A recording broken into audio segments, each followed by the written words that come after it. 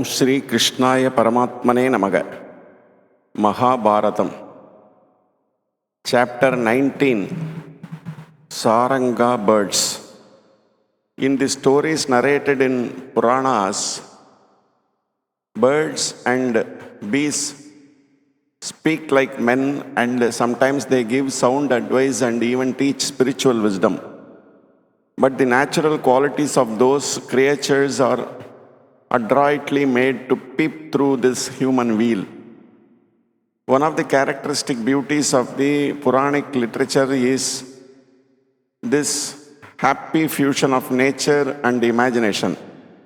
In a delightful passage in the Ramayana, Hanuman, who is described as a very wise and learned, is made to frolic with the apish joy when he imagined that the beautiful damsel he saw at Ravana's inner courtyard was Sita.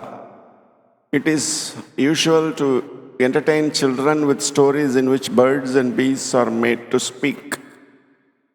But the stories of Puranas are meant for elderly people, and in them usually some background is given in the explanation of animals having the gift of human speech.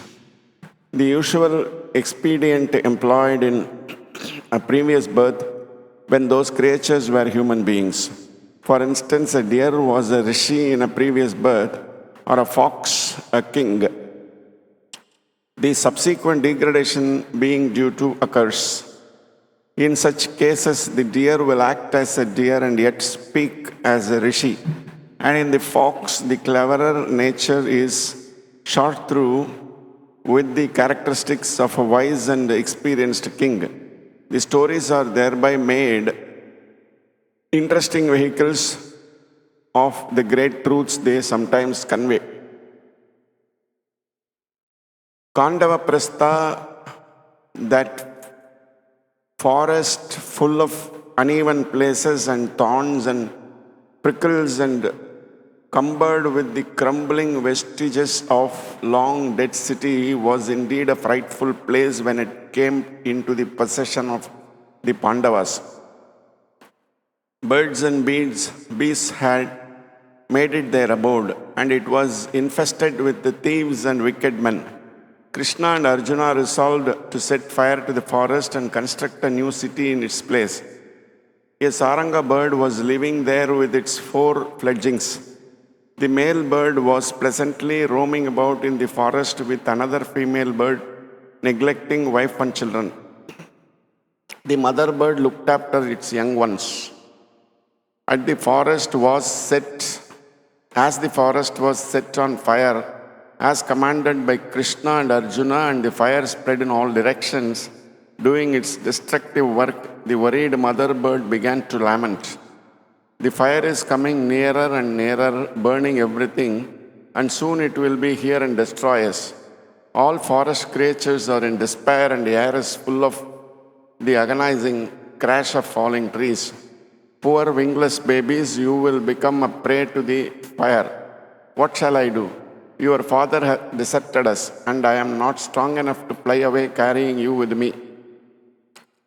To the mother who was wailing thus, the children said, Mother, do not torment yourself on your account. Leave us to our fate. If we die here, we shall attain a good birth in some future life. If you give up your life for our sake, our family will become extinct. Fly to a place of safety, take another mate, and be happy. You will soon have other children and be able to forget us. Mother, reflect and do what is best for our race. Despite this earnest entreaty, the mother had no mind to leave her children. She said, I shall remain here and perish in the flames with you. This is the background of the story of the birds. A rishi named Mandapala long lived faithful to his vow of perfect brahmacharya. But when he sought entry to the higher regions, the gatekeeper said, There is no place here for a childless man, and turned him back.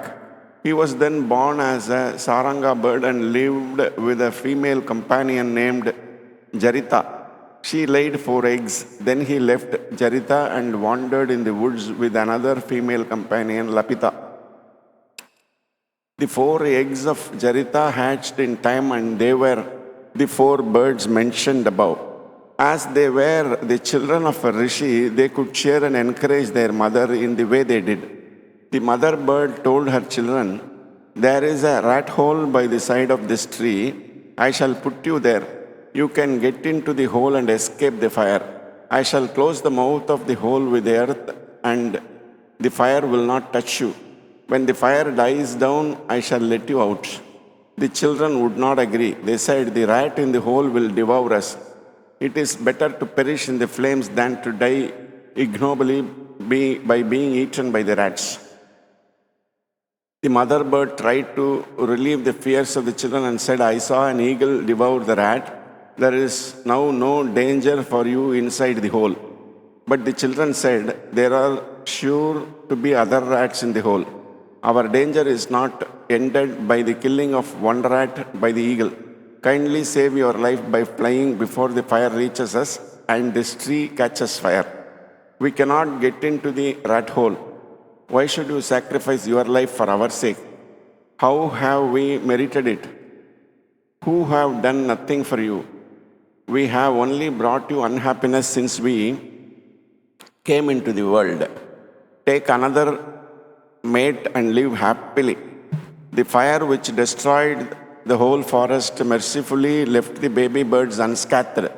When the fire had subsided, the mother bird came back and saw with wonder that her children were safe and chirping merrily. She embraced them and was intensely happy. While the fire was raging, the male bird, anxiously for the safety for his young ones, had expressed his fears to his new lovebird Lapita. She had petulantly upbraided him. Hearing his repeated laments, "Is it so?" she said. "I know your mind. I know that you desire to go back to Jarita, having had enough of me. Why falsely bring in the fire and the children? You have yourself told me that the children of Jarita would never perish in fire, since the fire god has given you that boon. You may as well tell the truth and go away. If you like, to your beloved Jarita. I shall only be another of the many trusting females betrayed by unworthy males and cast our wanderings in forest. You may go." The bird Mandapala said, "Your assumption is untrue. I took birth as a bird for obtaining children, and I am naturally anxious about them. I shall just go and see them and then come back to you." Having thus consoled his new mate, he went to the tree where Jarita was seated. Jarita paid no attention to her concert, but remained absorbed in joy at finding her children alive. Then she turned to her husband and asked, in an indifferent tone, why he had come. He replied with affection, "Are my children happy? Who is the eldest among them?" Then Jarita cut in icily, "Do you greatly care? Go back to her for whom you abandoned me. Be happy with her." Mandapala philosophized, "A woman will not care for her husband after she has become a mother. Such is the way of the world." Even the blameless Vasishta was thus ignored by Arundhati. This completes the chapter 19. Om Namo Bhagavate Vasudevaya.